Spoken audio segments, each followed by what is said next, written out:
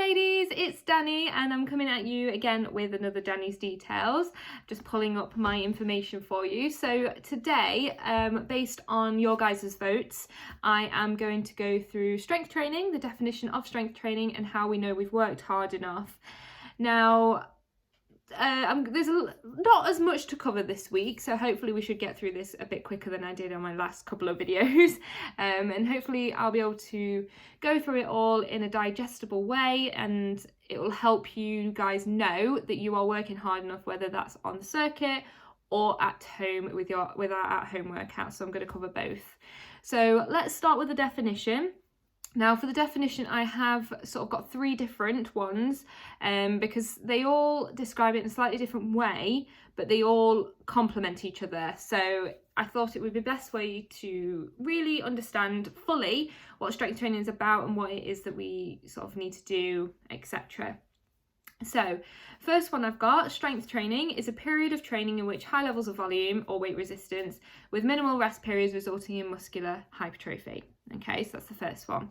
Second one, it is a type of physical exercise specialising in the use of resistance to induce muscular contraction, which builds the strength, anaerobic endurance and size of skeletal muscles. Again, a great description there. And then the last one is taken from our own Curves booklet, so that little one that hopefully you guys, which that's the front, have been able to get hold of, and that is true strength training requires that you move a resistance that is greater than the muscle is accustomed to moving. So that's, we've gone through that before. Progressive resistance stimulates the muscles to stay strong and firm. So as I say, we have gone through that we are aiming to work our muscles beyond what they're used to, and that literally just tells you that that is what we're aiming for. That's the goal. That's what we need to do for strength training. So those three combined really do cover what strength training is and what it requires us to do in order to benefit from it. So I'm going to go through how we know we've worked hard enough. It's a big question, and I think it's a good one for us to know. So personally, I know when I've worked hard enough. I'm sure you guys can tell from the videos that when I've worked hard enough, but it's sometimes difficult for you guys to feel it. You can see how hard I'm working, but maybe you don't understand how I'm feeling it and things like that. So I'm going to go through as much as I possibly can, describe it as best I possibly can, and hopefully that will help you know that you are working hard enough, okay? And I'm going to sort of cover how you know you've worked hard enough on the circuit and with our at-home workouts, because both pretty much are the same, but then there's a slight difference between the two required for you to feel it, to make sure you're feeling it. And when I go through it, it will become apparent what that difference is. So let's, as I say, start with the circuit. So our machines are designed to adapt as you grow stronger. So that's the purpose. That's why they're designed like that. They are going to build as you build, basically. So the idea to make our machines harder is the harder and quicker you move on our double positive machine. So that is like the hip abductor, the bicep tricep, the shoulder press, chest back, ab back, leg curl. I think I've covered them all there. It provides measurable increased resistance. So going faster, pushing harder, you'll feel a harder resistance coming back from the machines. The faster you move on these double positive machines, the harder it becomes, as I say, because the cylinders are designed to do that. That's how they are designed. They are made so that the harder you try and push them, the harder they will resist you. And this ultimately ensures that you are overloading your muscles to achieve the most benefit. Great, brilliant. That's what we're aiming for. That's what we want. Strength training, boom. However, there is a big however. If your alignment and your technique is wrong or even slightly off, and you just focus purely on just trying to go quick to make it harder, then you will not feel the benefits in those muscle groups. You will not allow them to have chance to properly work and properly overload, because you're just focusing on speed. And to focus just on speed means that you might start using muscles that you're not supposed to be using. So big one, very obvious one, is the shoulder press. That one is a really, I guess, one of the easier machines to sort of mess up the alignment and get it wrong. So there is a reason why we tell you to keep those elbows in, keep them in alignment with your hands on the handles, that they don't come in, that they don't go out, that they are completely in alignment. And that is because if we start doing this, the muscles we're going to start using are biceps as opposed to the deltoids on the way up. On the way down, you might start feeling it here and your biceps again, instead of feeling it in your latissimus dorsi. So yes, it's all well and good doing this, but you're not feeling the right muscles. You need to focus on those muscles. So you contracting those muscles, as I mentioned before in another video, is going to help you with that, because then you'll know, right, okay, shoulder press, I need to feel my deltoids. So I'm going to slightly contract them and then I'm going to push through. Oh, okay, I understand how I now push through that muscle. Lats, okay, big wing muscles in the back, going to sort of contract them, pull through those. I get it. I know how to do that. So it's all about you making sure your alignment's perfect, making sure your technique is perfect.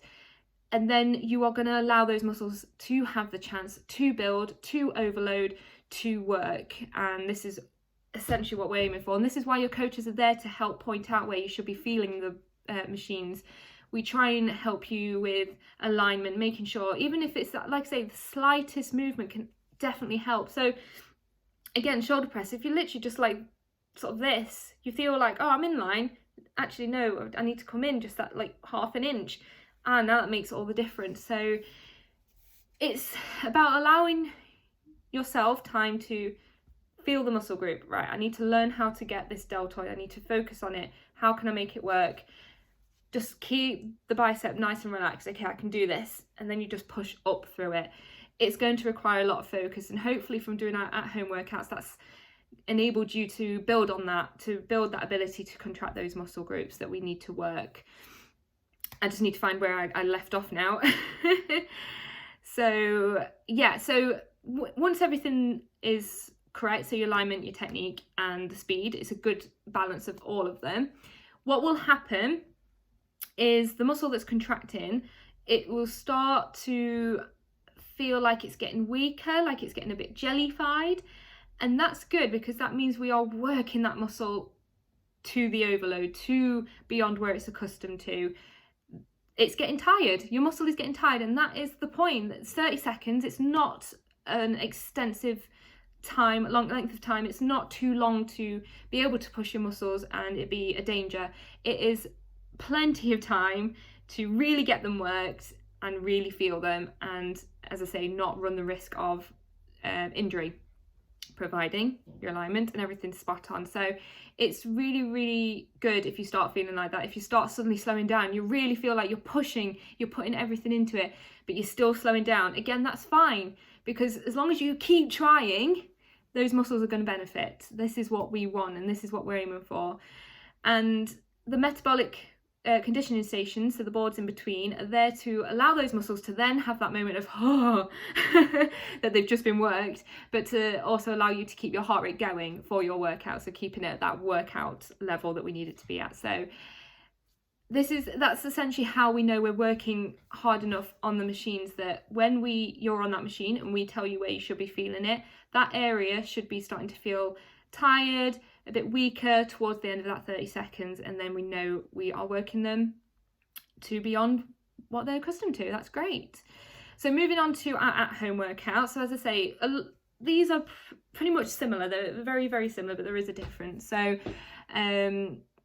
because there is a lack of machines, it can make your alignment and stuff a little bit harder to sort of get right. So alignment and muscle contraction does become a lot more important. So it's the same as the machines really, but the machines at least offer some level of you knowing where you should be positioned, whereas without that you're just left to your own devices, it can be a little bit harder. So alignment, so focusing on what we're doing, listening to what we're telling you, is very important to make sure the alignment's okay, to then feel the muscles that we should be working. Again, with that muscle contraction as well, we need to make sure that we're contracting them to make sure we are feeling the right muscles that we should be feeling for those moves that we do. So as I say, you really do have to focus on the muscle groups. You really need to ensure that they are the part of your body that should be doing the movement. Again, it can be very easy to let another part of your body come in and help out because a certain body part's getting tired, but we don't want that to happen. You've just got to persevere and push through it. Now, speed is the thing that becomes a little bit different. We're not necessarily aiming to increase the speed on our at-home workouts because the machines aren't there to provide that resistance. So if we go faster at home and we've got nothing to push against it and build the resistance, then it's not going to make it harder. So with the at-home workouts, our goal is to sort of go a little bit slower, allow those muscles to be contracted, to have more strain put upon them, really. So the slower you go with a bicep curl, the more that muscle's going to have to keep contracting and start feeling it and get tired. If you're doing this, it's not having any chance to tire out. It really isn't, because you essentially, if you've got a weight, you're going to be using the momentum of that to do the movement, and your muscle isn't really going to do much. So speed is the difference, the big difference, really. That is the thing that we have to make sure that you're taking it nice and steady and you're allowing those muscles to have chance to contract. Now, with things like squats, they can be very similar to the machines in that we're still aiming to go down slowly and then come up just that little bit quicker, because you've got that instant pulse of the glutes, especially doing that move, and it's going to really work them. You can go slow up as well if you wanted to. That is just a move that will benefit either way, providing you do keep it nice and steady on the way down. And then when you do, if you do come up quick, be careful of your knees, obviously. Same as if we're on that squat machine. We don't want to snap the knees back. So there are the similarities and differences between the circuit and at-home workouts, but the aim is the same. So you're still aiming to feel a little bit weaker in the muscles towards the end of the 30 seconds. They're feeling a bit jellified. You literally, as you see with when I do squats, if I do pulses and stuff, I'm like, trying to get back up because my muscles have just worked beyond where they need to be or where they're accustomed to. They're tired. So that extra little push to get myself stood back up is hard for them. And that's fine. That's what we're aiming for. It's not always about being completely tired like that either. As long as you feel like your muscles are going beyond a little bit more than what they used to, that's still going to work. That's still going to make them build their strength, build up, get bigger, all that good stuff. You don't literally have to get to the state that I always get in, because everyone has their different levels. Everyone has their own ability. It's just as long as you're starting to feel them working, you feel those areas that we point to, that we tell you, get a little bit weaker, then we're all good. That's what we're aiming for. I hope that makes sense. So I'll go through a little bit more as well. So over time, what you'll probably realise is that you're able to perform more repetitions, that you are able to hold a squat a little bit longer than you could before, because your muscles have grown, they've gotten stronger. It's a little bit easier for you to do 5 burpees and then you start getting tired. Things like that. Like these are all evidence to show that those muscle groups are growing, are getting stronger, and this is what we're aiming for. And yeah, like, it's good. It's all good stuff.